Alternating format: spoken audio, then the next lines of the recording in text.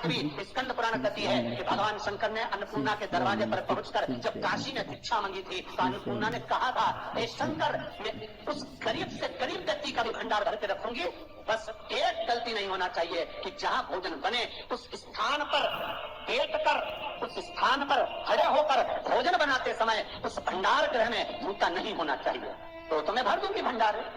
इस प्लेटफॉर्म पर खड़े होकर माताएं भोजन बनाती, सब्जी बाजारती, वहीं पे हाथ में लेके चख लेते। हरिओ जगदम्बा, विचार तो करो। भले तुम भगवान को भोग नहीं लगा रही पर पति तो परमेश्वर है। भले तुम भगवान को भोग नहीं लगा रही पर पति तो परमेश्वर है।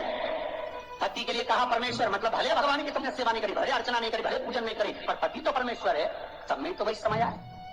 घर में जो सास रहती है वो भी तो माँ है, जो पिता रहता है वो भी तो बद्रीनारायण है। फिर क्यों कर भी बनाना तो भी तुम्हारे घर में स्वाद नहीं रहेगा।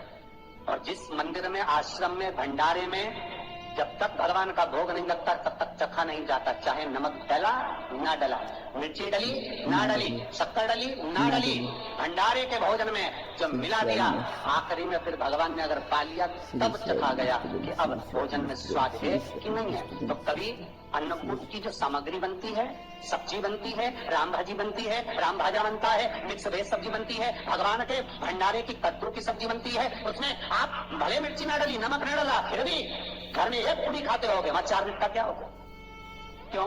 क्योंकि वहां अन्नपूर्णा स्वयं देने के लिए तैयार खड़ी है। और हमारे घर में तुम चक चक के बना रही, बेटे को चक चक के बना रही, बेटे को दूध भी दे रही तो बोतल में से 2 बूंद टपका के पहले चक ले रही। बाहर चलेगा, बाहर चक सकते हो, बाहर जाकर पाओ। फिर बच्चे के लिए दूध में शक्कर मिला लो। चाय बनाते हुए गैस के ऊपर चाय रखी है, वहीं उकल रही, वहीं से चाय की छन्नी से लेके फिर चक रही। कैसे आए वे अन्नपूर्णा, ये तो बताओ। लोग कहते हैं हमारे घर में सारा सुख है गुरु जी, और शांति नहीं है। हमने शांति ना जाने चली गई क्योंकि किचन में किच किच भरा गई। शांति कहां से होगी? इतना किच किच भरा हुआ है। प्रेम, करुणा, वात्सल्य का स्नेह समर्पण समाप्त हो गया। श्री शिवाय नमस्तुभ्यम। हर हर महादेव। पूज्य प्रदीप मिश्रा जी ने बताया है कि हमें रसोई में कभी भी झूठ कूट नहीं करनी चाहिए। ऐसा करने से माता अन्नपूर्णा हमसे रुष्ट हो जाती है और हमारे घर में गरीबी पैर पसारने लगती है। पूज्य प्रदीप मिश्रा जी ने बताया है कि हमारे सास ससुर हैं या माँ बाप हैं वो भी हमारे लिए पूजनीय हैं, इसलिए हमें रसोई घर में हमेशा साफ सुथरा रखकर ही हमेशा शुद्ध भोजन तैयार करना चाहिए। इससे माता अन्नपूर्णा खुश होती है और हमारे घर में अन्न धन के भंडार हमेशा भरे रहते। पूज्य प्रदीप मिश्रा जी के उपाय और कथा बहुत ही खास होने वाली है। प्लीज़ वीडियो पर बना रहिए लास्ट तक और कमेंट बॉक्स में हर हर महादेव अवश्य लिखे। श्री शिवाय नमस्तुभ्यम। और तांबे के कलश में चने की दाल को भर लो, उसमें 2 गोल सुपारी रख लो, पूजन वाली सुपारी रखकर 2 सिक्के उसमें रख लो, पीले कपड़े से मुख बांध दो, उसका पूजन करो। बुधवार के दिन भी और गुरुवार के दिन उसका पूजन स्नान करने के बाद करना। पर घर में किसी से बात मत करना, मुख से शब्द मत, मुख झूठा मत करना। पूजन करने के बाद उल्टे हाथ पर कलश को रखकर सीधे हाथ से ढककर कोई ब्राह्मण के घर में जाकर साथ में किसी को ले जाओ, बिना बोले, बिना बात करे, बिना कहे, साथ जाकर ब्राह्मण का दरवाजा बजा दे, बात कर ले और तुम्हें कह जाओ, पर तुम्हें नहीं बोलना। और वो कलश ब्राह्मण की अपनी कामना कर कर वो कलश का दान दे दिया जाए। महाराज ज्यादा से ज्यादा 4 महीना 3 महीने के अंदर विवाह संबंध पक्का हो जाता है। विवाह चने की दाल का दान कोई सहज नहीं है। जिस नारी का रजोधर्म के अंतर्गत नारी को जो परेशानियां होती हैं, कोई के 8 दिन पहले, 4 दिन पहले, 3 दिन पहले कहीं ना कहीं रजोधर्म के अंतर्गत जो बीमारियां होती हैं, उसके लिए महाराज 7 चने की दाल के दाने तुलसी महारानी के सामने कटोरी में रखकर तुलसी के 3 पत्ते उसमें डालकर अपनी मनोकामना कर कर तुलसी में 3 बार जल छोड़कर वो तुलसी और वो चने की दाल ले जाएं और उसको धीरे धीरे कर कर एक एक कर कर सुबह शाम दोपहर में उसको खा लीजिए। रजोधर्म से जुड़ी हुई परेशानी समाप्त। कोई सहज नहीं है महाराज। चने की दाल को स्वर्ण दान का भी भाव कहा गया। हमारे हिंदू धर्म में चने की दाल को स्वर्ण दान भी करते हैं। जो व्यक्ति स्वर्ण दान नहीं कर पाता वो चने की दाल का दान कर देता है, तो स्वर्ण दान के बराबर मानने वाला। फिर निवेदन करा, चने की दाल का व्याख्यान वर्णन फिर किया गया। मान लो कोई प्लाट है, कोई प्रॉपर्टी है, कोई जमीन है, कोई जायदाद और नहीं दिख रही, बहुत परेशान हो गए, लाखों करोड़ों रुपए तुम्हारे डूब गए और ये प्रॉपर्टी बिके, तब तुम उगरो तो उसके लिए चने की दाल को एक रात्रि पहले रविवार के दिन घर में गला लीजिए और उसको गलाकर दूसरे दिन उसमें थोड़ा सा चंदन मिलाकर पीस लीजिए। पर पीसना आपको मिक्सर में नहीं है, पीसना आपको सिलबट्टे पर, चकोटी पर जो आपके यहाँ उससे उसको पीस लीजिए। और पीसने के बाद उसमें थोड़ा सा दूध मिलाकर शिव मंदिर में जाकर शंकर भगवान के शिवलिंग का सोमवार के दिन लेपन करिए। लेपन कर कर अपनी कामना कर कर शिवलिंग पर 3 उंगलियां लगा लीजिए।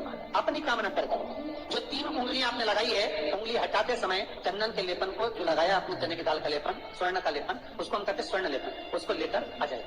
महाराज उसको थोड़ा सा लेकर आ जाओ, एक किसी भी फूल में उसको लगाकर जो जमीन, जो प्रॉपर्टी, जो जगह बेचना है वहां पटक दीजिए महाराज। उसके ग्राहक आना चालू हो जाएंगे और वो प्रॉपर्टी शीघ्र दिख जाएगी। अपनी कामना के अनुसार कि कितने में आपको बेचना, अपने अनुसार। महाराज चने की दाल स्वर्ण दान के बराबर है। चने की दाल को सहज नहीं समझा जाता, गुरु भक्ति के लिए बहुत मूल है। माताएं कई बार पीले गुरुवार करती हैं या केले के पेड़ के नीचे पूजन करती है तो चने दाल समर्पित करती है। क्यों करती है? उसका भाव है स्वर्ण दान के लिए, वांछित फल की प्राप्ति के लिए, मनोकामना के लिए। जिस जमीन में फसल कम होती हो, जिस जमीन में प्रॉपर्टी के अंतर्गत कहीं लाभ नहीं मिल रहा हो, जो कई लोग जमीन की दलाली का काम करते हैं ना, जमीन में बेचवाते हैं, खरीदवाते हैं, कोई लाभ ही नहीं मिल रहा, कई दिनों निकाल दिए, साल निकाल दिए, कोई लाभ नहीं हुआ, तो निकेगा नहीं। शंकर भगवान के मंदिर में शिवलिंग पर 108 चने की दाल समर्पित करो। उस 108 चने की दाल को प्रदोष के दिन शाम के समय समर्पित कर कर उस दाल को उठाकर लिया, जेब में पीले रुमाल के साथ उसको बांध कर रख लो। किसी प्रॉपर्टी का सौदा कराने जाओ, उसको आप पटक कर लेकर जाओ, आपके लाभ होना चालू, सौदे होने चालू, आपको कमीशन मिलना चालू। करना आपको है। कोई भी चीज जो भगवान को समर्पित हो रही है उसमें कोई चीज में सहजता नहीं हो रही। दिल से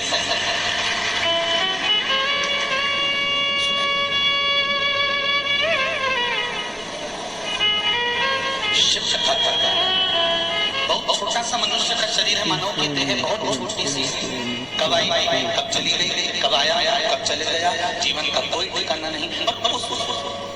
आने और जाने के क्रम में हम भगवान की जितनी भक्ति कर सकते हैं उस भक्ति को अपने भीतर उतारा, हम जितना भजन कर सकते हैं उसको अपने भीतर उतारा। बचपन हो, जवानी हो, अधेड़ी हो, बुढ़ापा हो, हम परमात्मा को अपने भीतर जब उतारने का कर्म करेंगे, अपने भीतर जब उतारेंगे तो ये पक्का है कि फिर हमें जन्म और मरण के प्रपंच में नहीं फंसना पड़ेगा।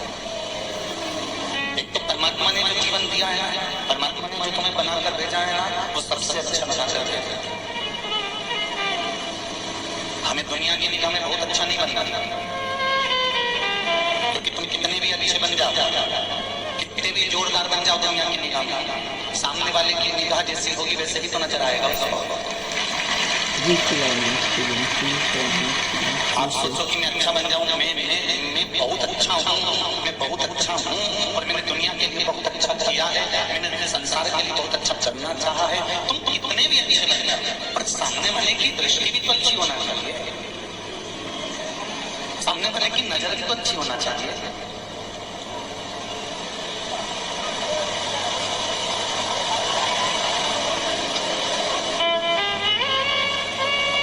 कपड़े की दुकान पर जाकर बैठोगे ना कपड़ा खरीदने के लिए, सबसे पहले वो 4 साड़ी जो दिखाता है ना, उसके बाद में तुमको 50 साड़ी भी दिखा देगा ना, तो तुम वो 50 नहीं खरीदोगी, जो शुरू की 4 दिखाई है उसमें से निकल जाओगी।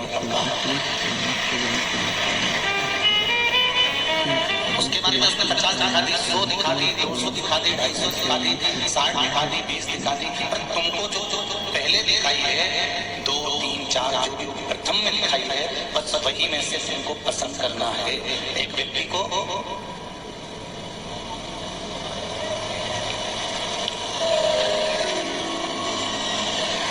गुलाब के खेत में, जहाँ पर गुलाब होता है, गुलाब का पौधा होता है, उस गुलाब के खेत में भेज दिया गया और कहा ये बगीचा है गुलाब का, यहाँ से लेकर वहां तक गुलाब लग रहा है, तुम्हें इसी रास्ते से निकल कर जाना है। सबसे अच्छा गुलाब तोड़ लेना, उसको लेकर बाहर आ जाना। पलट कर वापस नहीं जा सकते, आगे नहीं बढ़ सकते, पीछे की ओर बस जाओ और गुलाब तोड़कर एक गुलाब तोड़कर लाना और अच्छा लेकर आए। जैसे ही वो गुलाब के बगीचे में अंदर गया, उसमें बड़ा सुंदर बड़ा सारा गुलाब दिखा, कितना सुंदर है, इसको तोड़ लेता है। पर उसके मन में आया कि तोड़ तो लूंगा, पर मेरे को लगता है आगे और अच्छा गुलाब मिलने वाला। वो और आगे गया, उसने देखा क्या जोरदार गुलाब है, तो उससे भी बड़ा है। फिर उसने सोचा ये तोड़ लेता, नहीं इससे अच्छा और आगे होगा, और आगे। उसने फिर वो गुलाब देखा, उसको तोड़ना चाहा। फिर इसके मन में आया इससे अच्छा और आगे होगा, फिर और आगे गया। बढ़ते बढ़ते बढ़ते बढ़ते दरवाजे के करीब में पहुंच गया और आखिरी में फिर कोई बड़ा गुलाब नहीं मिला, एक छोटा सा गुलाब तोड़ कर लेकर बाहर निकल गया। क्यों? क्योंकि उसकी अभिलाषा थी कि और अच्छा होगा, और अच्छा होगा, और अच्छा होगा, और अच्छा होगा, और अच्छा होगा। अच्छा ढूंढने के चक्कर में बाद में उसको अच्छा मिला ही नहीं, एक छोटी सी अच्छाई लेकर बैठ गया। इसलिए शुरुआत में जब तुमको अच्छा मिलता जाए, बस उसी को सजा कर आगे बढ़कर चले जाओ। राम नाम, कृष्ण नाम, शिव नाम, भगवान का नाम लेकर संजो कर अखंड बढ़ोगे तो जीवन का सुख अपने आप आ जाएगा।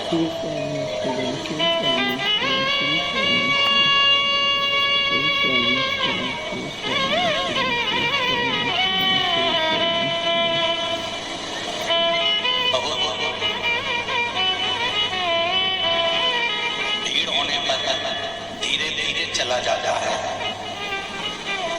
बहुत दूर दूर से कथा सुनने आए हो आप लोग, ट्रैक्टर लेकर, मैजिक लेकर, ऑटो लेकर, बाइक लेकर, मोटरसाइकिल लेकर, टवेरा लेकर, ढेर गाड़ियां लेकर आए हो। लाखों में गाड़ियां खड़ी है पूरे क्षेत्र में, रतलाम के आसपास लाखों।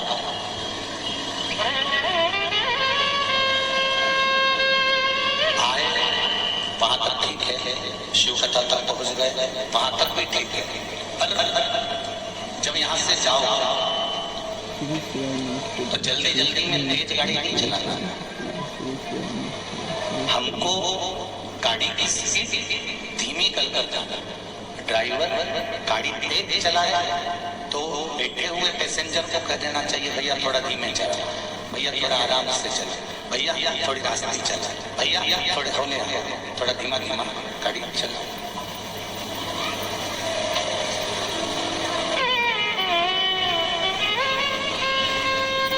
पहले स्पीड देते, बचपन, जवानी, अधेड़ी, ये सब स्पीड में निकल गए, बहुत तेज निकल गए। बचपन तो यूं जाता है और चले जाता है, तब याद आती है कि बचपन चले गए। जवानी चुटकी में निकल जाती है,